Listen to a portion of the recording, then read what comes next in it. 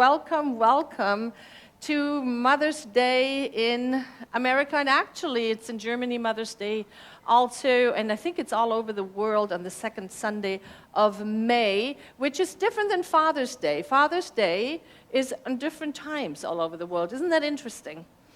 There's a message in there. I will have to work on that. Those of you who read our newsletter are looking at me and say, you don't look like Reverend Leslie Goodwin. That is correct. Reverend Leslie was scheduled to talk today, and then she contacted the COVID virus. Yeah, so she is at home, she is recuperating, she's doing okay, and I thought we would take a moment and say hello to all of the beloveds who are joining us via online, including Reverend Leslie. Shall we do that? I don't know if we can have some lights and then turn around and it's this camera and just wave and say, we love you, you're here with us, and take good care of yourself, and we'll see you when you all come back here, or if this is how you connect with us, welcome. So we are here. So on top of being a little surprised to speaking this Sunday, I also, we hosted a fun little Gourmet for God for 40 of our good friends on, yes. Thank you. I saw a lot of people who were here who were there, and I can tell you, whenever I'm going to a dance party, my body is like, oh, we're young, we can do this. And then the next day, oh, no, we were mistaken. So, so all of that to say that I am grateful to be here on this complicated day, perhaps? Perhaps that's a fair way of saying Mother's Day comes with a lot of, well, it's a day that is a lot of different things to a lot of different people. And for some, it is sweet and celebratory. And for others, it is haunting and triggering for a number of reasons. And for others, it is a day to be dismissed as nothing more than Hallmark and Hollywood got together and they figured out how to make some more money. And then, for still others, Mother's Day means one thing, and that is brunch, right? Brunch. Let's go have brunch. So I'll look forward to the brunch later. But I wanted to share a little bit of the history. In 1872, Boston suffrage and poet Julia Ward Howe dreamed up a holiday. She envisioned it to be an expression of pure activism. She created the first Mother's Day as an angry and heartbroken cry for peace and global transformation in the bloody wake of the Franco-Prussian War, where so many mothers' sons had died. And for what? And so this was 1872. And then, of course, a few decades later, it was turned into an official holiday. And so I want us to be aware today that that lovely phrase, Happy Mother's Day, comes with a lot of nuances, right? Because if we look around in the world, that idea that we have of the loving mother is not always the experience that we had either when we were born, or perhaps also the experience that we had when we became mothers ourselves. And I don't know why this is, but it appears to be the case that life is really messy, and we have to walk through that messiness to come to a place where then a beautiful poem can be created. Have you ever had that experience? And when we have walked through it, it's like, wow, and here I am now. But man, when we walk through it, it is messy. And so Reverend Leslie actually came up with this talk title, Being Nurtured is My Birthright, and I liked it so well, I stayed with it, and I don't know exactly what she had in mind to talk about, but as I dove into this subject matter, I became very aware how nuanced this experience called motherhood is. And so today, as we walk through these different ideas that I have brought with me, I invite you to open up, to extend this experience of motherhood beyond your own personal experience. Because I think that is what can soften us, and that is what brings forth that we are truly all one, with so many different expressions, how we walk out and how we arrived here in this place called Earth. And so I will start with an expansion of our awareness of the different experiences of motherhood. And I am going to, well, somebody will have to bring me a tissue box in a moment. But this is by Amy Young, and it says, Happy Mother's Day. For all of you mothers, we celebrate you. Thank you, Reverend Karin. For all of you mothers, we celebrate you. And we celebrate all aspects, good and bad, of motherhood. To those who experienced loss through miscarriage, failed adoptions, or running away, we mourn with you. To those who walk the hard path of infertility, fraught with pokes and prods, tears and disappointment, we walk with you. Forgive us when we say foolish things. We don't mean to make this harder than it is. To those who are foster moms, mentor moms, and spiritual moms, we need you. To those who have warm and close relationships with your children, we celebrate with you. To those who have disappointment, heartache, and distance with your children, we sit with you. To those who lost a child this year, we mourn with you. To those who lost their mothers this year, we grieve with you. To those who experienced abuse at the hand of your own mother, we acknowledge your experience. To those who lived through driving tests, medical tests, and the overall testing of motherhood, we are better for having you in our midst. To those who are single and long to be married and mothering your own children, we mourn that life has not turned out the way you longed for. To those who step-parent, we walk with you on these complex paths. To those who lavish love on grandchildren, enjoy. And to those who envisioned lavishing love on grandchildren, yet that dream is not to be, we grieve with you. To those who have empty nests, we grieve and rejoice with you. To those who have placed children up for adoption, we commend you for your selflessness and remember how you hold that child in your heart. This Mother's Day, we walk with you. Mothering is not for the faint of heart, and we have real warriors in our midst. We remember you, all of you.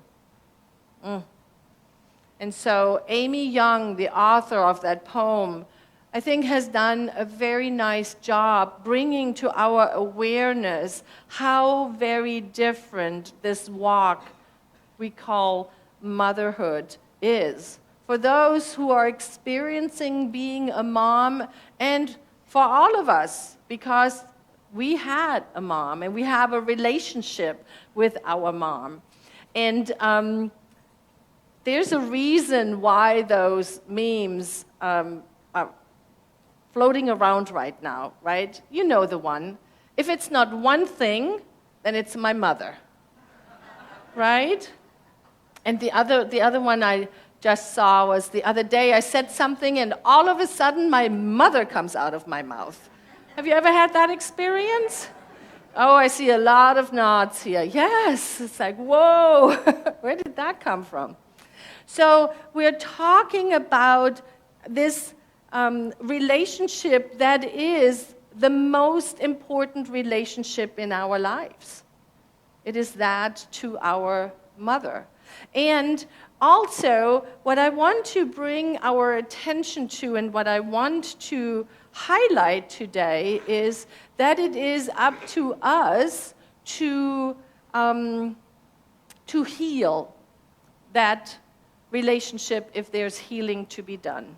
It is always up to us. Why is that? Well, because whatever this individual, our mother, was doing, it was, at that time in her life, the best she could do. And I just read one author who suggested that we need to let go to look to our mother to be that Hallmark version of it, and to really allow it to be that experience what it was. And if there's forgiveness to be done, it is up to us to do that. It's a very, very interesting proposition because this relationship is so, so important. I believe it has the potential, it is often the place where that original wound happened in our life. Not because it was meant that way in many cases, but just because of the closeness of that relationship. And so I invite you to see if this quote resonates with you. It is by Marian Hasna.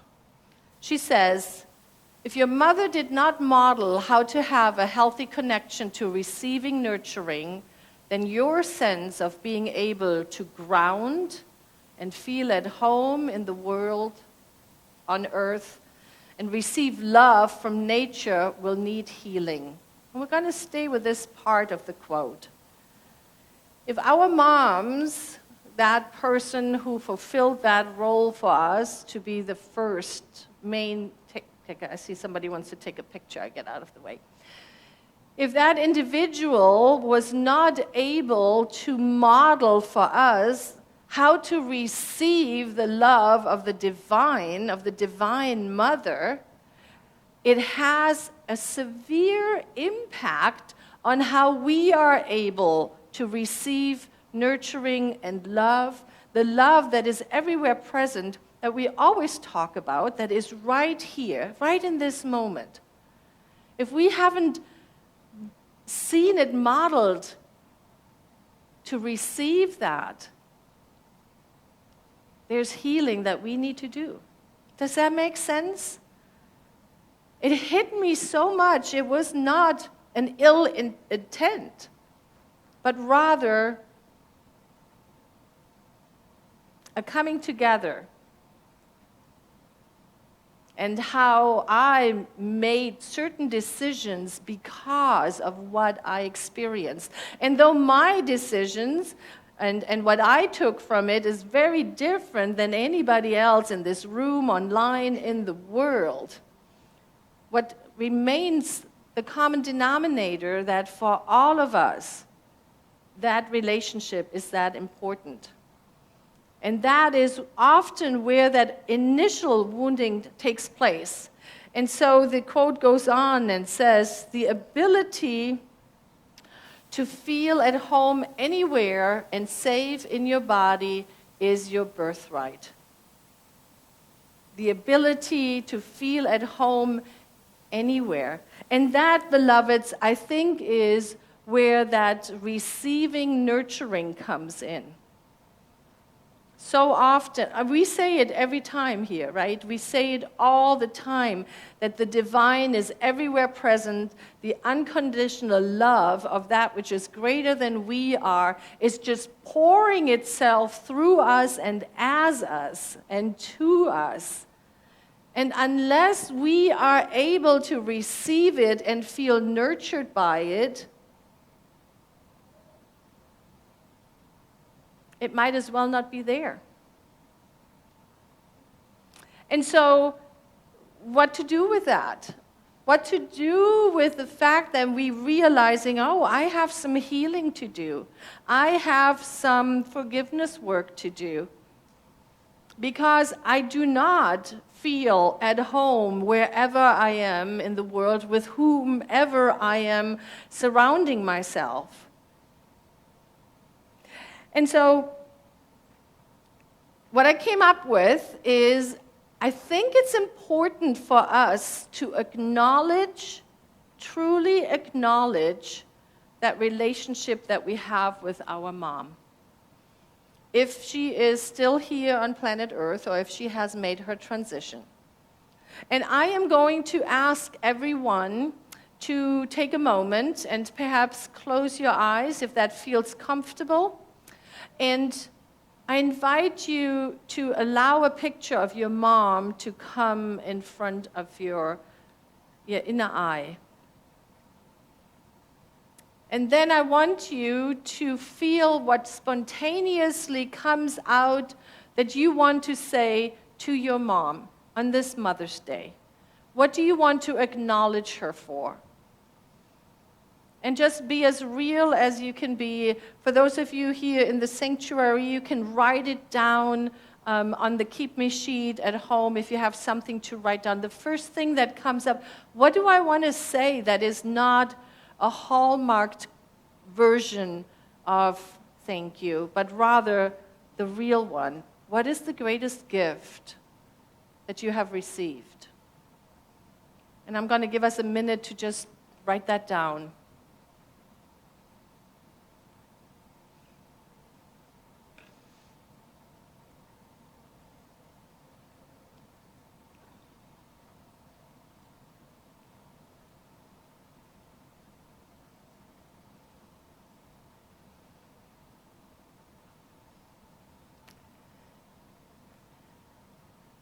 I'm going to come back to that at the end of the talk, because I am going to invite you to sit down and actually write a letter to your mom saying those things that perhaps you wouldn't allow yourself to say to her when you see her, or if you're not able to see her in person anymore.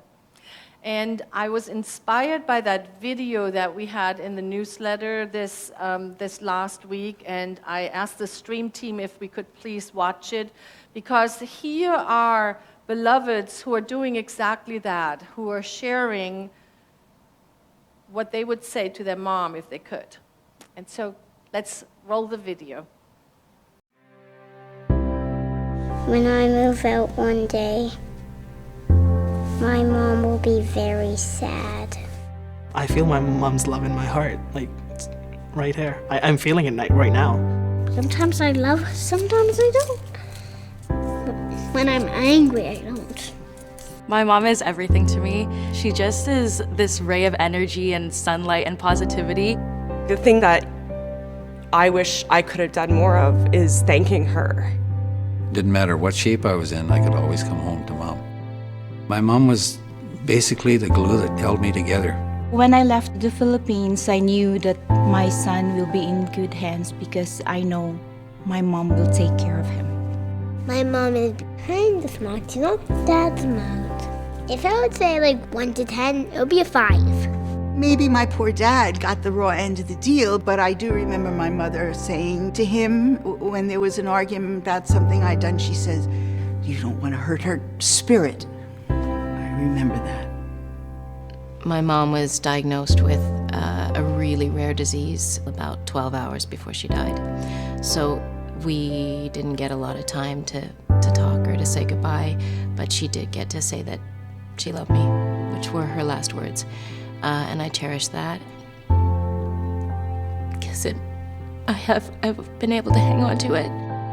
I'm probably gonna say to my mom, "You're a wonderful person. And you're my mentor." I tie an invisible string to my heart, and she ties the same one to her heart, and it's always attached together. My mother, she struggled a lot with addiction. Sorry, I'm getting upset. Yeah, it was hard. You know, you have partners, you have friends, you have kids, but there is nobody else who will ever care about you as much. My son now always tells me, "I love you, Mama." But for 48 years, I realized I didn't say I love you to my mom. I can think of 3 words. I forgive you. You were a good mom. You did really good. Thank you, Mom. I love you, Mom.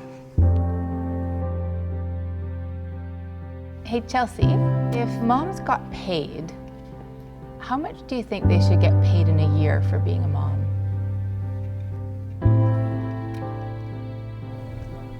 Maybe $100.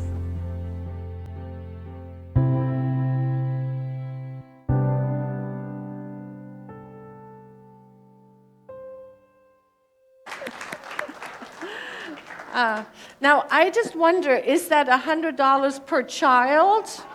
Or do you think it's just for just being a mom? All the kids, $100. Isn't that precious? I just love that video because it so shows the spectrum, right? It so shows the spectrum of the difference. And then what do we do with all of that? What do we do with all of that? And how do we move forward on this path as we desire to have a deeper spiritual experience? And what I can think of, the only thing I can really think of is love. It's love. To as much as we are possible to open our hearts, to open our minds, and to love. Not the romantic, Hollywood version of love, but the love that is the divine. That vibration that we so often say that love is a synonym for God. To choose to step in with love and recognize that that is always, always available to each and every one of us, regardless of what our individual story is, regardless of where we find ourselves on this upward spiral we call life.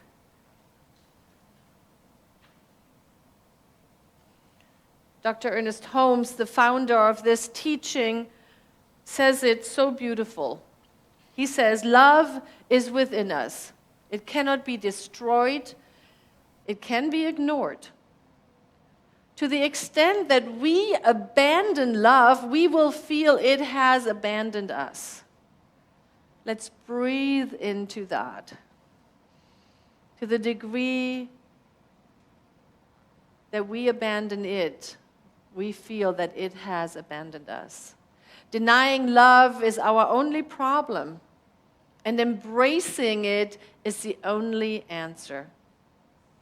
Through the power of love, we can let go of past history and begin again. Love heals, love forgives, and love makes whole. That is the love that we speak of when we say that this center, its single mission is to reveal the power of love. It is this love. It is this quality of being with one another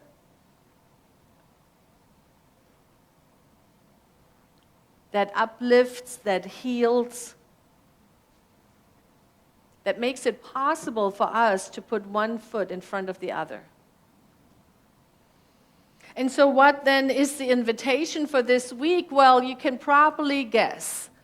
It is to become aware of how do I relate to my mother, to that relationship that I have with my mother. And if that is too much of a stretch, or if that is something that you feel like I've worked on that for all my life, I'm letting it go now, then take the Divine Mother. The Divine Mother that always, always, at all times bestows its love on us.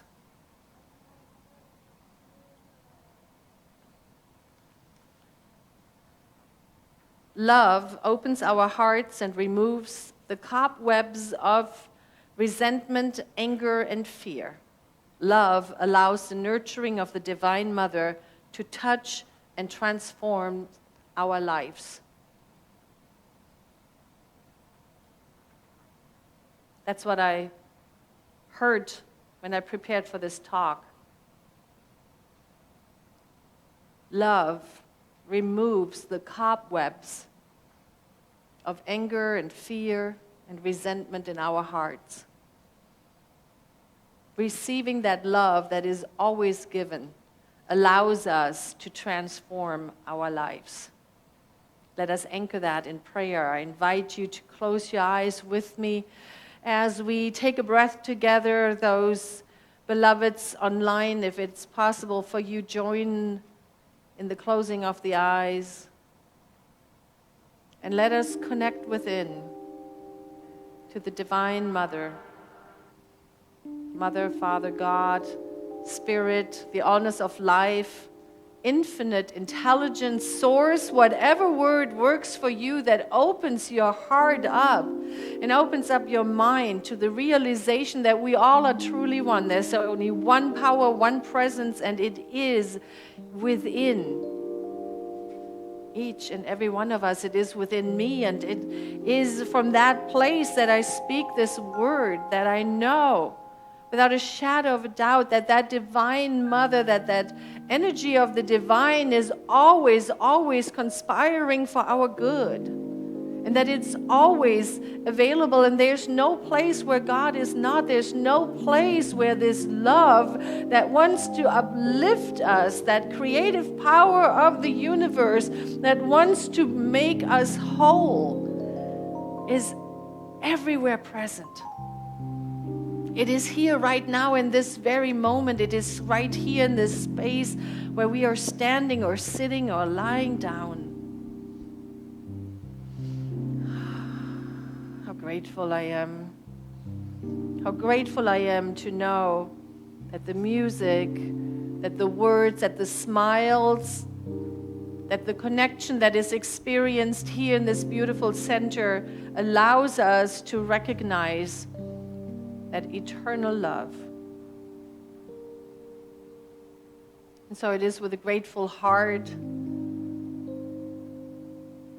that I call forth all the images, all of the words, all of the hugs, all of the connection to comfort our hearts, our minds.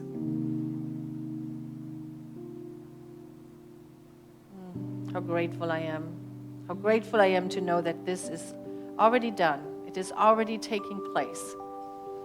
And so with a grateful heart, I simply let it be. I let it go. And together we anchor this truth as we say, and so it is.